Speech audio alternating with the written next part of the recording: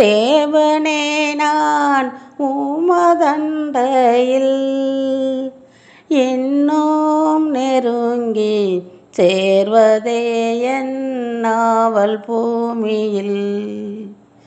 யாக்கோபை போல் போகும் பாதையில் பொழுது பட்டு ராவில் இருள் வந்து மூடிட, தூக்கத்தால் நான் கல்லில் சாய்ந்தே தூங்கினாலும் என் கனவில் நோக்கியும்மை கிட்டிச் சேர்வேன் வாக்கடங்கா நல்ல நாதா.